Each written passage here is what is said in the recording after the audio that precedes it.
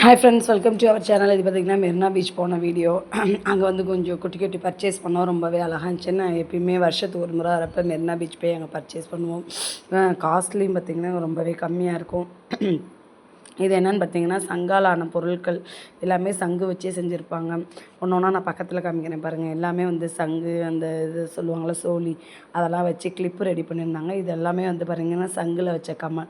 எல்லாமே பார்த்திங்கன்னா ரொம்ப காஸ்ட்லியெலாம் கிடையாது. பீச்சை பொறுத்தளவுக்கு வந்து கம்மி ரேட்டாக தான் இருக்கும். இந்த கம்மல்லாம் பார்த்திங்கன்னா 10-20 ரூபா தான். ஆனால் கம்மல் பார்த்திங்கன்னா வெறும் சங்கை மட்டுமே இலச்சி பண்ணியிருப்பாங்க ஷேப்பாக. ரொம்பவே அழகாக இருக்கும். இந்த ப்ரேஸ்லெட் பாருங்கள், என் பொண்ணுக்காக வாங்கினேன். சங்குலேயே வந்து பாருங்கன்னா இடையில வந்து அந்த மணி வச்சு அழகாக செஞ்சுருந்தாங்க. ப்ரேஸ்லெட்டு, மணி, கம்மல் இதான் நான் குழந்தைங்களுக்கு வாங்கினது. ரொம்பவே சூப்பராக இருந்துச்சு. அதே நேரம் பார்த்திங்கன்னா ரேட்டுமே ரொம்பவே கம்மி, 10-20 ரூபா. இந்த ப்ரேஸ்லெட்லாம் பார்த்திங்கன்னா 30 ரூபா. ரொம்பவே சூப்பராக இருந்துச்சு.